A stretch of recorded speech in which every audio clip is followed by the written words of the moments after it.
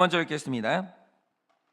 여호와의 말씀이니라. 그러나 보라, 날이 이르리니 다시는 이스라엘 자손을 애굽 땅에서 인도하여 내신 여호와께서 살아계심을 두고 맹세하지 아니하고 이스라엘 자손을 북방 땅과 즉 그 쫓겨났던 모든 나라에서 인도하여 내신 여호와께서 살아계심을 두고 맹세하리라. 내가 그들을 그들의 조상에게 준 그들의 땅으로 인도하여 드리리라. 여호와의 말씀이니라. 보라, 내가 많은 어부를 불러다가 그들을 낫게 하여 그 후에 많은 포수를 불러다가 그들을 모든 산과 모든 언덕과 바위 틈에서 사냥하게 하리니 이는 내 눈이 그들의 행위를 살펴보므로 그들이 내 얼굴 앞에서 숨기지 못하며 그들의 죄악이 내 목전에서 숨겨지지 못함이니라. 내가 우선 그들의 악과 죄를 배나 갚을 것은 그들이 그 미운 물건을 시체로 내 땅을 더럽히며 그들의 가증한 것으로 내 기업에 가득하게 하였습니다. 여호와 나의 힘, 나의 요새, 환난 날의 피난처시요 민족들이 땅끝에서 주께 이르러 말하기를 우리 조상들의 계승한 바는 허망하고 거짓되고 무익한 것뿐이라. 사람이 어찌 신 아닌 것을 자기의 신으로 삼겠나이까 하리니. 다 같이 읽겠습니다. 여호와께서 이르시되 보라, 이번에 그들에게 내 손과 내 능력을 알려서 그들로 내 이름이 여호와인 줄 알게 하리라. 아멘. 네, 오늘도 목사님 나오셔서 말씀 전하실 때 큰 은혜 받으시기 바랍니다.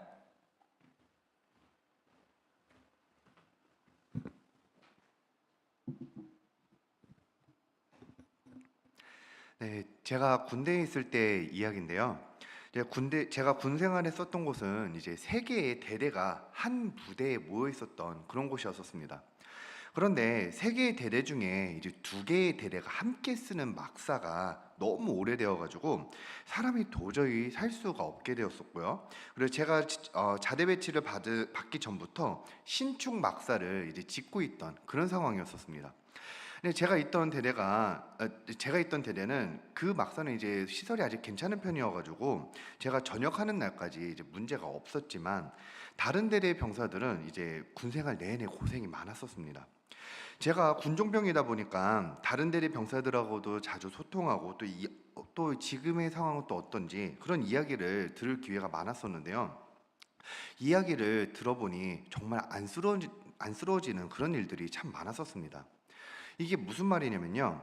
이전에 쓰던 막사는 이제 노화가 너무 심각하게 진행된 상황이라 도저히 그곳에서는 생활할 수가 없게 되었고, 급하게 신축 막사를 짓는 동안 컨테이너 여러 개를 연결하고 내부를 개조한 뒤에 그곳에서 두 개의 대대가 함께 지내게 된 그런 상황이었습니다. 그런데 여러분, 컨테이너의 특성상 여름에는 무지하게 덥죠. 또 겨울에는 또 엄청나게 추운 상태가 계속해서 지속되는데, 이 신축 막사가 완공되기 전까지만 임시로 사용되는 곳이다 보니까 냉방과 난방을 위한 보수에 많은 돈을 투자할 수가 없는 그런 상황이었어요. 그런 상태로 1년에서 2년 정도의 시간이 지나고 제가 상병이 되었을 그때쯤에 드디어 신축 막사가 완공이 되었습니다. 군중병으로서 군교회에서 이제 함께 예배드리고 봉사하는 사람들이 드디어 컨테이너 생활을 이제 벗어나고 고생도 벗어나게 된다라는 그 상황의 이야기를 들으니까 저도 기분이 굉장히 좋았었고요. 축하도 많이 해줬었어요. 그런데 이렇게 고생이 끝나는 건 줄만 알았었는데 새롭게 지어진 이 막사에서도 생각지도 못했던 문제가 계속해서 일어나는 겁니다. 근데 그게 뭐냐? 이제 비가 올 때마다 꼭대기층에서 계속해서 물이 새기 시작하는 거예요. 그러니까 평소에는 괜찮은데 비가 오는 날이면 날마다 하루도 빠짐없이 계속해서 물이 새고 또 그 물을 퍼날라야겠고요. 그리고 조금 시간이 지나고 나니까 이제는 천장에서 곰팡이까지 피기 시작해서 주기적으로 천장을 뜯어내고 타일을 갈고 또 페인트 칠하는 것을 계속해서 반복해야만 했었습니다. 이 일이 계속해서 반복이 되다 보니까 병사들도 이제 힘이 빠지기 시작하는 겁니다. 군생활 내내 컨테이너에서 생활하면서 이렇게 고생을 하다가 드디어 신축 건물로 이제 들어오게 되었는데, 이제 여기서도 빗물을 치우고 곰팡이를 지우고 또 페인트를 다시 칠하는 이런 일들을 계속해서 반복하는 게 힘이 든 거죠. 그런데 병사들이 이 일을 유난히도 더 힘들어했었는데 왜 그럴까요? 그 이유가 바로 이런 겁니다. 이제 막 새로 지은 건물인데 비가 올 때마다 물이 샌다는 거는 무슨 뜻이겠어요? 이 건물에 무언가 하자가 있다는 그 말이겠죠. 그러면 그 원인을 찾아서 그 문제를 해결해야 되는 건데 무슨 이유에서인지 누수의 원인을 찾지 못하고 비가 올 때마다 이 일이 계속해서 반복이 됐던 거예요. 이렇게 근본적인 원인을 이제 해결하지 못하다 보니까 지금 페인트를 다시 칠하고 천장 타일을 바꿔도 또 반복될 일이라는 것을 알아서 이거를 할 때마다 계속해서 허무하고 힘이 나지 않는 겁니다. 결국은 제가 전역하는 날까지 이 문제가 계속 반복되었다고 들었었는데 지금은 이제 어떻게 되었는지는 모르겠습니다. 그런데 여러분, 저희가 하나 봤으면 하는 게요. 비가 올 때마다 천장에서 물이 새는 이 건물의 하자를 빨리 찾아내고 고치는 것이 없으면요, 며칠이 지나고 더 시간이 지나서 몇 년이 지나도 비가 올 때마다 이런 일은 계속해서 반복될 겁니다. 우리 삶도 마찬가지인 거죠. 만약 나의 삶에 고난이 찾아오고 문제가 생긴다면 그 문제를 단순하게 수습하는 것에서 그치는 게 아니라 이 고난이 왜 나에게 왔는지 그 근본적인 원인을 빨리 찾아내고 해결하는 것이 가장 중요한 겁니다. 우리 삶의 죄에 관해서도 똑같은 원리가 이제 적용이 되는 거죠. 이제 이것을 오늘 말씀을 통해 함께 묵상하겠습니다. 오늘 본문 말씀 18절을 함께 보겠습니다.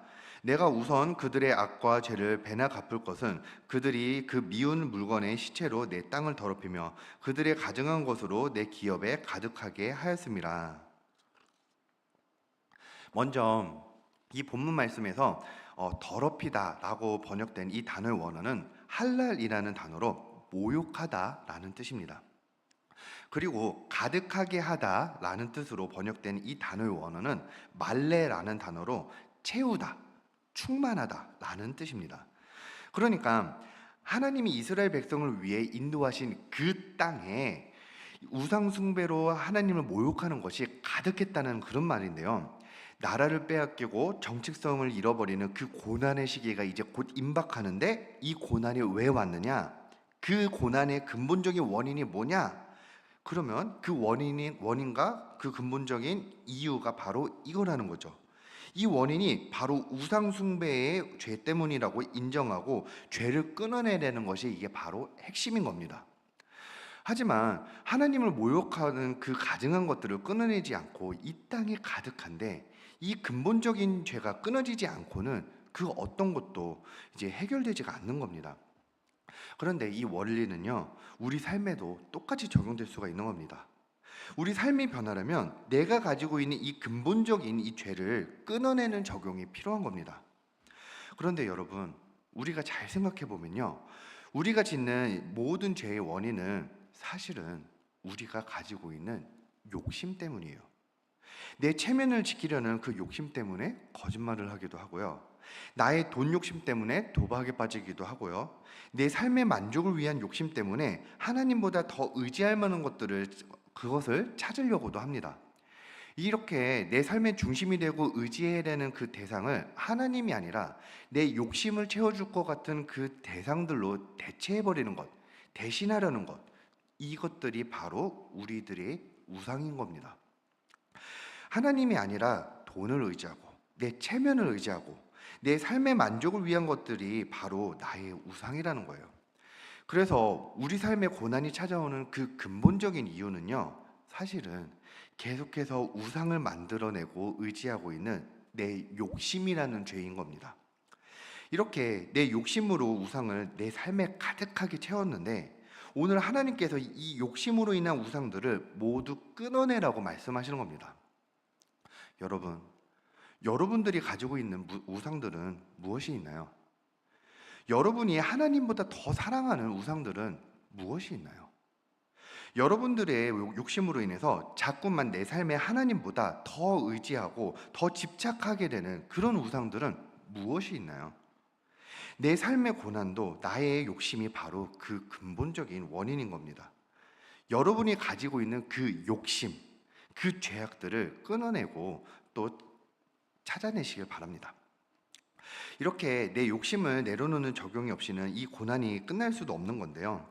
저도 이 삶의 고난이 찾아왔을 때 이 모든 것이 내 욕심 때문이었다는 그 근본적인 원인을 찾지 못하고 깨닫지 못해서 고생을 참 많이 했었던 적이 있었습니다. 여러분들이 보실 때 저는 어떤 이미지인지는 모르겠습니다만은 놀랍게도 저는 생각보다 공부하는 것을 그렇게 싫어하지만은 않아요. 못 믿는 눈치인 것 같긴 한데 예, 실제로도 좀 그렇습니다. 그런데 제가 싫어하는 것은 오랜 기간을 가만히 앉아 있는 것을 싫어하지 무언가를 공부하고 연구하고 그 자체를 싫어하지는 않아요. 그런데 오히려 무언가를 배우는 것을 되게 좋아하는 편인데, 그래서 제가 좋아하는 공부를 더 많이 하고 또 할 수만 있다고 하면 박사학위도 따보고 싶었었어요. 그리고 기왕이면 미국에 있는 학교에 가가지고 박사학위를 따고 싶었었는데, 그렇게 저는 어느 학교를 가서 공부할까, 그리고 미국에 있는 어느 학교를 가서 공부할까, 이런 계획도 세운 적이 있었습니다. 근데 그 계획이 제 욕심을 따라가다 보니까 그냥 아무 대학교나 이제 가는 것이 아니라 이름만 대면 알 수 있는 그 욕심을 따라가는 학교들을 계속 선망하고 또 가고 싶다는 욕심이 있었어요. 그런데요, 여러분, 제가 한번 꽂히는 게 생기면 이제 시간이 얼마나 걸리더라도 반드시 해내야 하는 그런 기질이 있는데요. 제가 아무리 열심히 하고 오랜 기간을 도전해도 이거는 안 되겠다, 이런 생각으로 계속해서 벽을 마주치게 되는 사건이 일어나게 되는 겁니다. 그게 뭐냐? 제가 신대원을 다닐 때는 몰랐지만 제가 가지고 있던 이 병들 중에 ADHD가 있는 겁니다. 그래서 하고 싶은 열정이 있어서 시간과 에너지 그리고 노력을 쏟아부어도 온전하게 집중을 하지 못하게 되니까 특정 과목들이 도저히 이해가 되질 않는 거예요. 제 대학원 성적을 보면 대부분 이렇게 나쁜 성적은 아니었습니다만은 고도의 집중력을 요구하는 헬라어, 히브리어 이 과목들하고 또 헬라어, 히브리어를 활용해서 더 깊은 연구를 해야 하는 석의라는 그 과목을 공부할 때 성적이 아주 처참한 거예요. 심지어는 헬라어, 히브리어 기초 수업을 들을 때는요, 제가 F도 지금 정말 여러 번 받았었습니다. 제 입장에서는 이게 정말 미치겠는 게요, 헬라어, 히브리어가 너무 힘이 들어가지고 방학 때부터 미리 예습도 하고요, 또 학기 중에는 하루에 3-4시간만 자고 또 헬라어, 히브리어를 어떻게 해서든지 통과만이라도 해보자, 이런 마음으로 정말 열심히 공부했었는데도요, 성적을 막상 받아보면 낙제를 받는 거예요. 그래가지고 어쩔 수 없이 다시 히브리어 낙제를 받고 다시 재수강하고 또 헬라어 낙제를 받고 다시 또 재수강하고, 이 몇 번씩 재수강해가지고 겨우겨우 통과를 했는데 이제는 헬라어, 히브리어를 통해서 더 깊은 연구를 해야 하는 과목도 또 남아 있는 겁니다. 그러니까 학교 다니는 내내 이게 너무 괴롭고 너무 힘이 든 거예요. 그리고 자존심도 너무 상하죠. 그렇게 열심히 했는데 나는 계속해서 헬라어, 히브리어에 계속 낙제가 되는 거예요. 게다가 그 당시에는 제가 ADHD가 있다는 것을 이제 알지 못하던 시기였기 때문에 나는 이렇게까지 노력하고 공부하는데 나는 왜 안 될까? 나는 머리가 나쁜 건가? 맞아, 나는 이제 머리가 나쁜 거지, 이런 식으로 좌절감과 자기 비하까지 이제 이어지게 되더라고요. 이런 고난 가운데서 제 주변을 돌아보면요, 지금은 이제 저하고 결혼을 해서 이제 함께 살고 있지만 제 아내하고 신학교에서 이제 공부를 같이 했었는데요, 제 아내는 안녕하세요라는 그 한마디의 한국어도 못하던 사람이 한국에 온 지 2-3년 만에 이제 신학교에 입학을 했습니다. 그리고 한국어로 진행이 되는 신학교에 와가지고 헬라어, 히브리어를 한국어로 배웠어요. 그런데 성적을 받아보면 제 아내는 항상 최고점을 받았었습니다. 그러니까 이제 그 당시에 제 여자친구는 외국인이 와서 한국어로 헬라어, 히브리어를 배우는데 최고점 받고 저는 낙제를 받고, 그러니까 더더욱 이제 제가 낙심이 되는 거죠. 그리고 제가 욕심으로 좋은 대학교에 가서 박사학위를 따고 싶었기 때문에 그 박사학위 과정을 밟기 위한 그 학교를 들어가기 위해서는 석사 과정에서 받았던 그 성적도 중요하거든요. 다른 과목들은 나름대로 괜찮았었지만 하필이면 제가 나오는 그 학교가 헬라어, 히브리어 그리고 서기 과정의 비중이 높은 편이에요. 그러니까 다른 과목들을 잘 봐도 낙제와 또 아슬아슬하게 통과한 과목들이 있으니까 전체 평점도 아주 엉망이 되는 거죠. 이렇게 우여곡절 속에 겨우겨우 졸업을 하고 또 아내와 결혼도 했습니다. 그리고 결혼 후에 저희 부부가 그 당시에 계획을 세웠던 것은 한국에서 1년 정도 있다가 미국으로 가서 학업을 이어가는 거였었어요. 그런데 제가 여기서 정말 원했던 거는요, 미국에서 석사 과정을 좀 다시 시작하고자 생각을 했었습니다. 이전에 받았던 나의 헬라어와 히브리어 성적은 이제 내 인생에서 지워버리겠다. 그리고 이제는 미국에서 다시 시작하겠다. 나의 꿈을 여기서 다시 시작하겠다. 그런 계획과 부품 꿈을 이제 꿨었는데요. 그런데 세상에나 결혼을 하고 나니까요, 갑자기 코로나라는 역병이 이제 퍼지기 시작하는데요. 이제는 미국으로 들어가고 싶어도 출국 자체가 안 되는 거예요. 게다가 조금만 더 시간이 지나니까 이제는 아들이 태어나면서 육아와 학업을 동시에 하는 게 도저히 힘든 어려운 상황이 되는 거죠. 그렇게 박사학위를 따고 싶다는 꿈과 욕심이 있었지만 이런 상황들로 인해서 이루지 못한 것이요, 저에게는 정말 큰 고난이었었고, 또 이게 마음 한편으로는 좀 한처럼 남아있는 게 있었어요. 나 그때 코로나만 아니었으면 난 지금 미국에 있었을 텐데, 이런 생각으로 계속해서 아쉬움이 있고 고난으로 이렇게 다가왔었습니다. 저는 미국에서 공부하고 좋은 학교로 나왔다는 그 타이틀이 너무너무 가지고 싶은데, 정작 현실은요, 헬라어 히브리어 낙제에 전 세계적으로 코로나가 또 유행하고 육아에 집중을 해야 하는 그런 상황인 거예요. 그러다가 제가 한일교회에 오면서 구속사를 깊이 알게 되고, 또 드디어 이 사건이 해석되기 시작하는데요. 여러분, 제가 왜 이렇게 박사학위를 가지고 싶었겠어요? 그리고 다른 학교도 아니고 좋은 학교, 좋은 네임밸류를 갖고 있는 학교를 제가 몇 번 떨어질 각오를 해서라도 몇 번씩이나 다시 도전해서라도 반드시 이뤄내겠다라는 그 욕심을 계속해서 가지고 있었겠어요. 왜냐? 내가 많은 사람들한테 인정받을 수 있을 것 같고, 내 욕심을 채워줄 수가 있을 것 같은 게 바로 그 좋은 대학교에서 나온 그 박사학위였던 거예요. 그런데 이 욕심이 도저히 포기가 안 되니까 그래서 미치도록 괴로웠던 겁니다. 여러분, 제가 원하던 것을 이루지 못하게 되는 이제 고난이 찾아왔어요. 그래서 이 상황을 수습해보고 싶어서 남들은 휴식을 취하는 방학 때부터 미리 예습도 해봤는데 실패했고요. 박사과정이 아니라 석사과정부터 다시 해보겠다고 계획도 수정했는데 이제는 전 세계적으로 역병이 돌면서 출국 자체가 안 되게 되는 고난이 왔습니다. 그러면 저를 이렇게나 괴롭게 했던 그 고난의 원인이 뭔가요? 그때 스스로 인지하지도 못했었던 그 ADHD라는 병일까요? 코로나라는 역병일까요? 그것도 아니라고 하면 유난히 공부를 많이 시키는 학교 커리큘럼 때문일까요? 아니죠. 제 안에 있는 이 욕심이 너무 가득해서 그런 겁니다. 하나님이 주신 이 사명을 잘 감당하는 것보다 제가 다른 사람들 앞에서 의시될 수 있고 또 자랑할 수도 있는 그 학벌과 그 박사 학위, 그게 우상으로 세워지고 또 내 욕심대로 채우려고 했기 때문인 겁니다. 그러니까 하나님이 저를 건져내시기 위해서 아무리 노력해서 안 되도록 ADHD를 주신 거고, 외국인 여자친구는 최고점으로 통과하는 헬라어 히브리어를 저는 여러 번 떨어지는 것을 경험하게 하시는 거고, 그래도 욕심으로 우상을 포기하지 못하니까 이제는 제가 코로나로 인해서 한국을 떠나지 못하게 만드신 겁니다. 여러분, 제가 욕심을 따라서 또 우상을 따라서 10년, 15년이 걸려서라도 매년 입학을 시도하고 또 만에 하나라도 이 학위를 땄어 봐요. 그러면 저는 제 인정을 채워주는 그 학벌이라는 우상에서 절대로 벗어나지 못했었을 겁니다.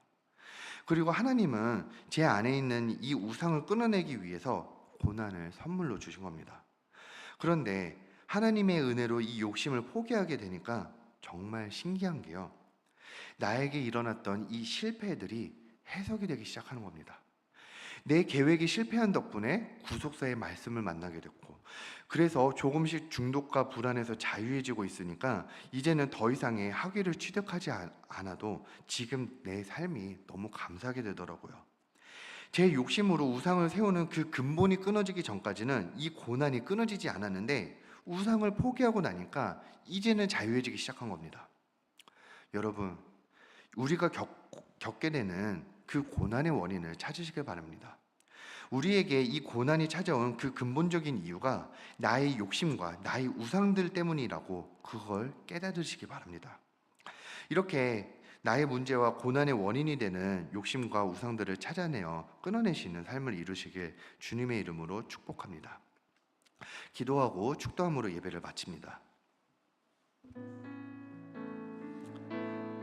하나님, 오늘 아버지께서 우리에게 말씀을 통해서 이야기하시길 나의 욕심으로 인한 우상들을 끊어내라고 하십니다. 하나님, 나의 우상들의 그 근본적인 원인은 나의 욕심에서 있었습니다. 제가 지낸 날 남들에게 의시되고 싶고 남들에게 인정받고 싶어서 한국 땅이 아닌 미국 땅에서 공부하고 싶어하고 좋은 학교에서 박사학위를 따고 싶어 했었던 그것이 사명을 잘 감당하고 싶어하는 선한 욕심이 아니라 나의 인정을 채우고 싶어하는 나의 욕심이었습니다. 나의 죄로 인한 욕심이었었습니다. 이 죄들이, 이 상황들이 모두 끊어지고 나서야, 모두 다 포기가 되고 나서야 나의 고난도 끊어지고 드디어 자유함이 얻어졌습니다. 하나님, 앞으로도 나의 욕심으로 인한 우상들이 이어지고 계속해서 나의 고난의 원인으로 찾아올 것인데, 하나님, 이제는 끊어질 수 있도록, 나의 욕심을 내려줄 수 있도록 말씀으로 나를 비춰주시고 날마다 해석하며 회개하며 나아갈 수 있는 저희가 될 수 있도록 아버지께서 함께하여 주시옵소서. 지금은 우리 주 예수 그리스도의 은혜와 하나님 아버지의 그 크신 사랑과 성령님의 위로하시고 교통하여 주시는 그 역사하심이 사랑하는 모든 성도들의 머리 위에 지금으로부터 영원무궁토록 함께 있을지어다.